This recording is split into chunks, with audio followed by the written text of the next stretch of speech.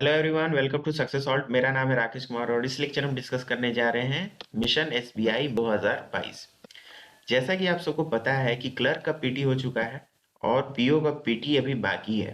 But आपको current affair की तैयारी अभी से करना होगा, क्योंकि करंट अफेयर जो है, जो जनरल अवेयरनेस है, ये काफ़ी ज़्यादा वास्ट सिलेबस है। इसको कवर करने के लिए आपके पास अच्छा खासा टाइम होना चाहिए, क्योंकि सिर्फ कवर नहीं करना है, इसको आपको रिवीजन भी करना होगा। तभी आप करेक्ट आंसर को टिक कर पाएंगे। तो अभी से हम इस पे तैयारी करेंगे एसबीआई मेंस पीओ की और क्लर्क की। ये पहला मॉक टेस्ट है, इसके बाद दूसरा, तीसरा, चौथा, ऐसे करके ये सीरीज आएगा जब तक कि एसबीआई का सारा मेंस खत्म ना हो जाए। तो चलिए स्टार्ट करते हैं अपने सेशन को। वीडियो शुरू करने से पहले मैं आप सबसे रिक्वेस्ट करूंगा, प्लीज चैनल को सब्सक्राइब करके बेल आइकन जरूर दबाएं। बढ़ते हैं अपने पहले क्वेश्चन की तरफ।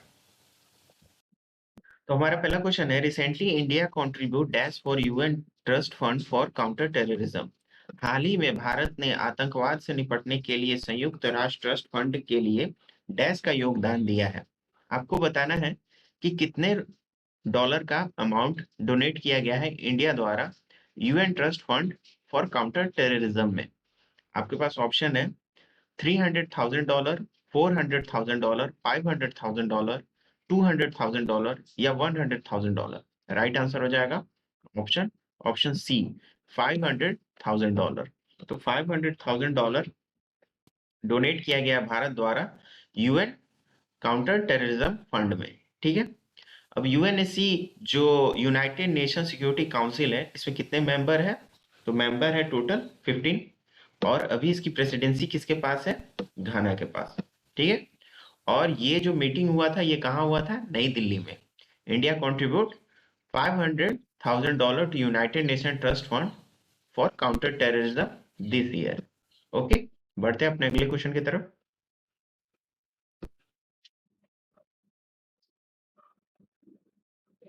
हमारा अगला क्वेश्चन है, Mawmluh cave in dash has become the first Indian geo heritage site to be recognised by UNESCO.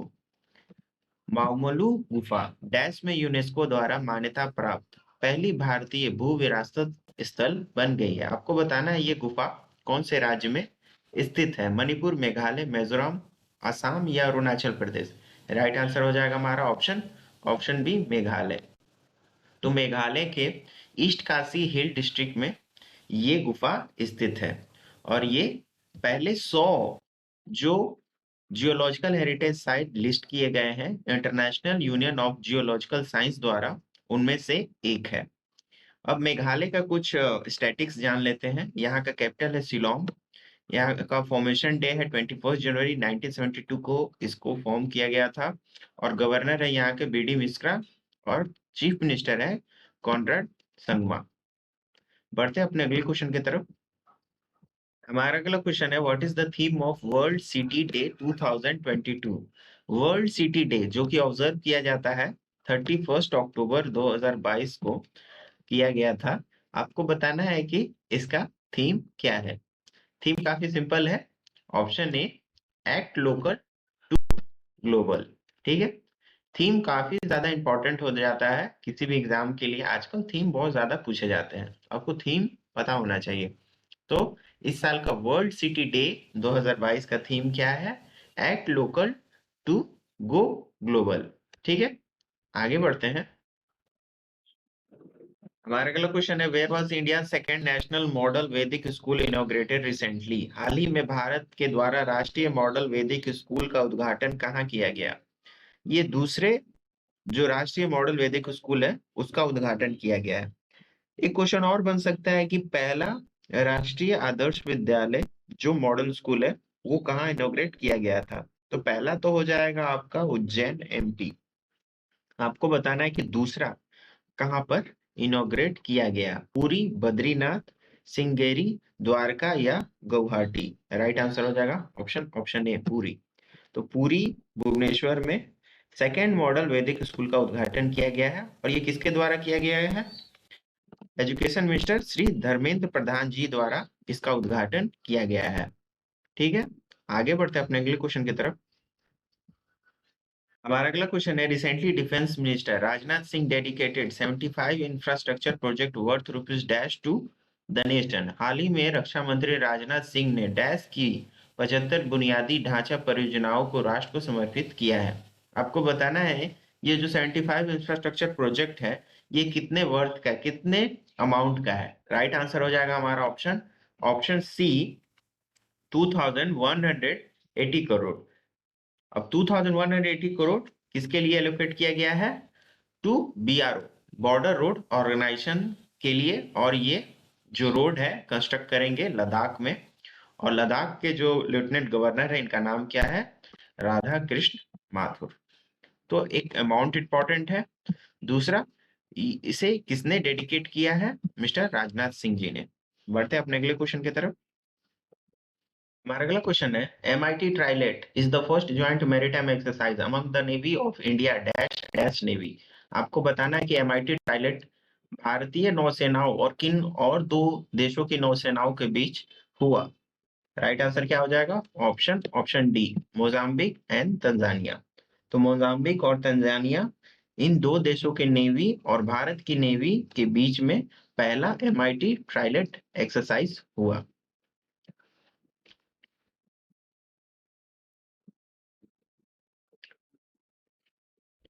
The first edition of India-Mozambique-Tanzania Trilateral Exercise, a joint maritime exercise among India, Mozambique and Tanzania Navy, और ये कहाँ पे held हुआ? दार ए सलाम Tanzania. ठीक है, from 27 to 29 अक्टूबर। आगे बढ़ते अपने अगले क्वेश्चन की तरफ। हमारा अगला क्वेश्चन है first ASEAN India startup festival has been inaugurated in which country to mark the 30th anniversary of ASEAN and India's relationship. आपको बताना है कि आसियान और भारत के संबंधों की 30वीं वर्षगांठ को चिन्हित करने के लिए किस देश में पहले आसियान भारत स्टार्टअप महोत्सव का उद्घाटन किया गया। राइट आंसर क्या हो जाएगा? राइट आंसर हो जाएगा हमारा ऑप्शन सी, इंडोनेशिया। तो इंडोनेशिया में भारत और आसियान स्टार्टअप फेस्टिवल को इनोग्रेट किया गया on the occasion of 30th anniversary of ASEAN and India relationship. आगे बढ़ते हैं। Which of the following country has won FIFA Under-17 Women's World Cup 2022? निम्नलिखित में से किस देश ने FIFA Under-17 महिला विश्व कप 2022 जीता है? राइट आंसर क्या हो जाएगा? Option A, Spain. स्पेन ने जीता है आपका FIFA under 17 women world cup. और ये कहाँ, इस पर कौन देश होस्ट कर रहा था? भारत। और किसको हरा के इसने जीता है? कोलंबिया को बाय 1-0। ठीक है, और फाइनल कहाँ खेला गया था? DY Patil stadium, Mumbai, Maharashtra. आगे बढ़ते अपने अगले क्वेश्चन की तरफ। हमारा अगला क्वेश्चन है who have won the mains double final of the French Open badminton 2022 in Paris. Paris में फ्रेंच ओपन बैडमिंटन 2022 का पुरुष युगल फाइनल किसने जीता है? हमारा राइट आंसर क्या हो जाएगा? Option C, Chirag Shetty and Satwik Sairaj Rankireddy. इन दोनों ने जीता है आपका men's double final of French Open badminton 2022। आगे बढ़ते हैं। हमारा अगला क्वेश्चन है which state has won SKOCH award 2022 in women's and child development category for its popular Lakshmi Bhandar scheme. आपको बताना है कि किस राज्य ने अपनी लोकप्रिय लक्ष्मी भंडार योजना के लिए महिला एवं बाल विकास श्रेणी में स्कॉच पुरस्कार 2022 जीता है। आपके पास ऑप्शन है कर्नाटका, वेस्ट बंगाल, बिहार या हरियाणा। राइट आंसर क्या हो जाएगा? राइट आंसर हो जाएगा हमारा ऑप्शन बी, वेस्ट बंगाल। तो वेस्ट बंगाल ने जीता है आपका SKOCH prize in the category of development category of popular scheme Lakshmi Bhandar. आगे बढ़ते अपने अगले क्वेश्चन की तरफ। हमारा अगला क्वेश्चन है according to WHO global TB report 2022 how many TB case notify in India in 2021। WHO की ग्लोबल टीबी रिपोर्ट 2022 के अनुसार 2021 में भारत में टीबी के कितने मामले अधिसूचित किए गए। ठीक है, आपको बताना है कि टीबी के कितने केस को रिकॉर्ड किया गया है। ये जो रिपोर्ट्स आते हैं WHO के, ये बहुत ज्यादा इंपॉर्टेंट हो जाते हैं। तो रिपोर्ट्स में से क्वेश्चन आते हैं और इसे डायरेक्ट क्वेश्चन बनता है। तो राइट आंसर क्या हो जाएगा? Option B, 21.4 lakh. 21.4 lakh case register किया गया था टीबी का भारत में 2021 में। बढ़ते हैं अपने अगले क्वेश्चन की तरफ। Dash, also known as Steel Man of India, passed away at the age of 86 at Tata Main Hospital in Jamshedpur. आपको बताना है कि जिन्हें स्टील मैन ऑफ इंडिया कहा जाता था उनका हाल ही में निधन हो गया, वे कौन थे? राइट आंसर क्या हो जाएगा? ऑप्शन बी जमशेद जी ईरानी। ठीक है, इनका हाल ही में निधन हो गया और इनको हम steel man of the India के नाम से भी जानते थे। आगे बढ़ते हैं अपने अगले क्वेश्चन की तरफ।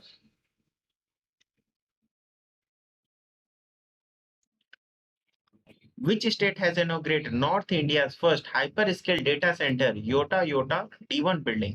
किस राज्य ने उत्तर भारत के पहले hyper scale data centre Yotta Yotta D1 निर्मित का उद्घाटन किया है? राइट आंसर क्या हो जाएगा? Option A Uttar Pradesh. उत्तर प्रदेश सरकार ने नॉर्थ इंडिया का पहला Yotta Yotta D1 building data centre का इनॉग्रेशन किया है और ये कहाँ बना है? Data centre park, Greater Noida. आगे बढ़ते हैं। Which state government will set up cyber intelligence unit in the state to curb cyber and financial crime? Cyber और फाइनेंशियल क्राइम को कंट्रोल करने के लिए किस राज्य सरकार ने साइबर इंटेलिजेंस यूनिट का स्थापना किया है? राइट आंसर क्या है? Option E Maharashtra. तो Maharashtra government has been announced that they had dedicated cyber intelligence unit set up to curb cyber and financial crime of the state. आगे बढ़ते हैं।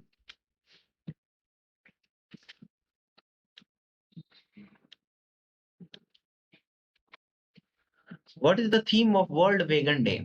विश्व शाकाहारी दिवस का थीम इस साल का क्या है? पहले इसे ऑब्जर्व किस दिन करते हैं? 1 नवंबर। 1 नवंबर को हम ऑब्जर्व करते हैं वर्ल्ड वेगन डे और इस साल का थीम क्या है? Option B future normal. Future normal is the theme of world vegan day 2022। आगे बढ़ते हैं।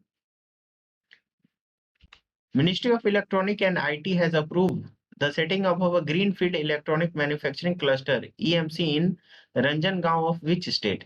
इलेक्ट्रॉनिक एंड आईटी मंत्रालय ने किस राज्य के रंजनगांव में एक ग्रीनफील्ड इलेक्ट्रॉनिक मैन्युफैक्चरिंग क्लस्टर की स्थापना को मंजूरी दे दी है?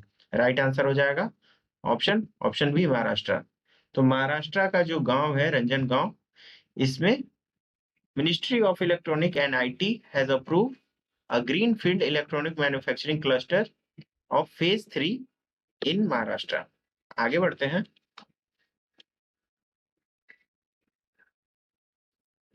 Flacon Heavy, the world most powerful active rocket, was launched by which among the following space technology? आपको बताना है कि Flacon Heavy जो रॉकेट है ये कौन से स्पेस टेक्नोलॉजी का रॉकेट है? राइट आंसर हो जाएगा ऑप्शन बी स्पेस एक्स।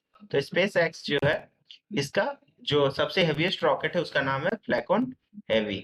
ठीक है, हमारा अगला क्वेश्चन है which among the following insurance company has launch a first of its kind satellite index based farm yard insurance policy? निम्नलिखित में से किस बीमा कंपनी ने अपनी तरह की पहली सैटेलाइट इंडेक्स आधारित फार्म यार्ड बीमा पॉलिसी लॉन्च किया है? राइट आंसर हो जाएगा option B HDFC Erigo. HDFC Erigo has launched first of its kind satellite index based farm yard insurance policy. आगे बढ़ते हैं। Prime Minister Narendra Modi has declared Mangarh Dham as a national monument. It is located in which state? प्रधानमंत्री नरेंद्र मोदी ने मनगढ़ धाम को राष्ट्रीय स्मारक घोषित किया है, ये किस राज्य में स्थित है? राइट आंसर क्या हो जाएगा? Option B Gujarat. तो गुजरात में ये स्थित है आपका मनगढ़ धाम, जिसे नेशनल मॉन्यूमेंट घोषित किया गया है। आगे बढ़ते हैं अपने अगले क्वेश्चन की तरफ। हमारा अगला क्वेश्चन है Indian post payment bank has conduct India first floating financial literacy camp in dash. आपको बताना है कि इंडिया पोस्ट पेमेंट बैंक ने डैश में भारत का पहला फ्लोटिंग वित्तीय साक्षरता शिविर आयोजित किया है। ये कहाँ ऑर्गेनाइज किया गया था? राइट आंसर हो जाएगा ऑप्शन बी श्रीनगर जम्मू कश्मीर। श्रीनगर जम्मू कश्मीर में इंडियन पोस्ट पेमेंट बैंक ने भारत का पहला फ्लोटिंग फाइनेंशियल लिटरेसी कैंप को आयोजित किया था। आगे बढ़ते हैं।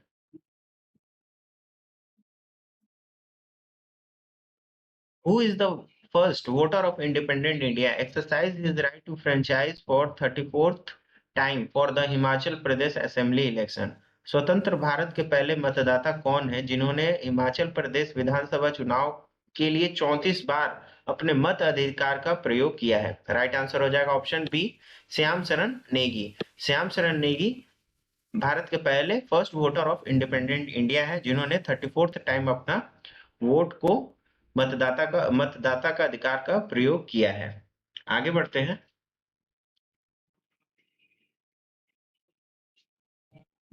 Which country has created a world record by operating the longest passenger train recently? हाल ही में किस देश ने सबसे लंबी ट्रेन चलाकर विश्व रिकॉर्ड बनाया है? राइट आंसर हो जाएगा ऑप्शन ई, स्विट्जरलैंड। तो स्विट्जरलैंड ने दुनिया का सबसे लंबा पैसेंजर ट्रेन चलाकर वर्ल्ड रिकॉर्ड बनाया है। आगे बढ़ते हैं।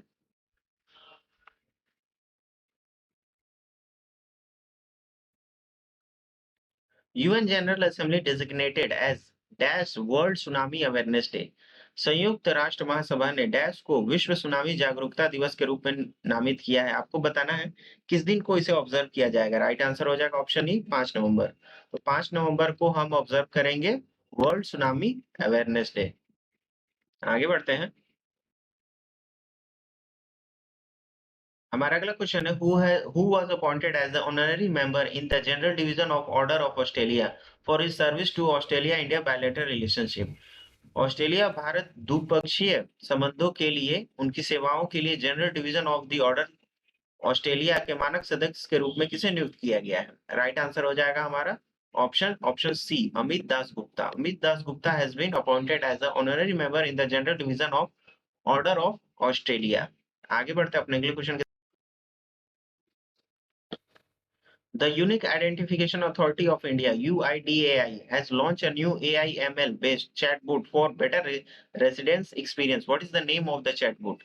आपको बताना है कि भारतीय विशिष्ट पहचान प्राधिकरण UIDAI ने बेहतर निवासीय अनुभव के लिए नए AI/ML चैटबॉट का लॉन्च किया। इसका नाम क्या है? राइट आंसर हो जाएगा ऑप्शन बी, आधार मित्रा। आधार मित्रा चैटबॉट का नाम है जिसे बनाया है UIDAI ने for a better residence experience. आगे बढ़ते हैं।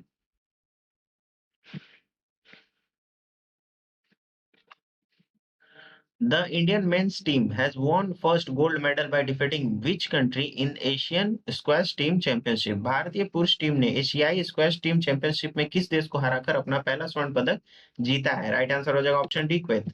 कुवैत को हराकर के भारत ने अपना पहला एशियन स्क्वैश टेस्ट चैंपियनशिप को जीता है। बढ़ते हैं अपने अगले क्वेश्चन की तरफ। हमारा अगला क्वेश्चन है national cancer awareness day is observe every year on which day? राष्ट्रीय कैंसर जागरूकता दिवस हर साल किस दिन मनाया जाता है? आपके पास ऑप्शन है 4 नवंबर, 5 नवंबर, 6 नवंबर, 7 नवंबर या 8 नवंबर। राइट आंसर हो जाएगा ऑप्शन डी, 7 नवंबर। तो 7 नवंबर को हम ऑब्जर्व करते हैं नेशनल कैंसर अवेयरनेस डे।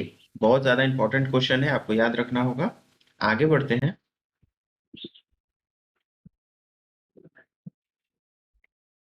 हमारा अगला क्वेश्चन है who will be the chief guest of 17th Pravasi भारतीय दिवस convention which will held in 2023? 2023 में आयोजित होने वाले 17वें प्रवासी भारतीय दिवस सम्मेलन के मुख्य अतिथि के रूप में कौन आएंगे? राइट आंसर हो जाएगा ऑप्शन सी, प्रेसिडेंट ऑफ गुनियाना।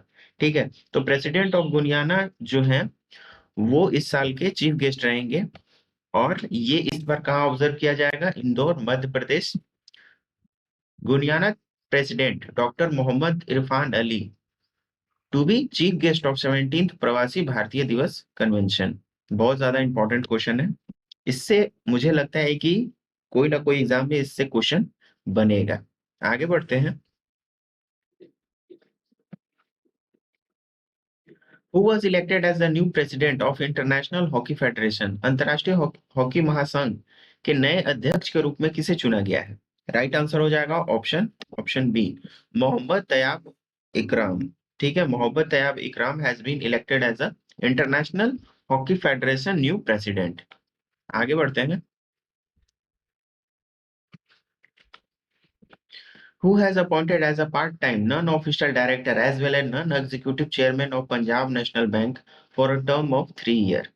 3 साल की अवधि के लिए पंजाब नेशनल बैंक के अंशकालीन गैर सरकारी निर्देशक के साथ साथ गैर कार्यकारी अध्यक्ष के रूप में किसे नियुक्त किया गया है? राइट आंसर हो जाएगा option B, K G Anand Krishnan. K G Anand Krishnan has been appointed as a part time non official director as well as non executive chairman of Punjab national bank. Moving to the next question. तो ये था आपका पार्ट 1। इसमें जितने भी question हो सकते थे मैंने कवर किया है। पार्ट 2 बहुत जल्द आपको इसी चैनल पे आएगा। तब तक के लिए चैनल को सब्सक्राइब करें, लाइक करें एंड शेयर करें। Thank you. जय हिंद।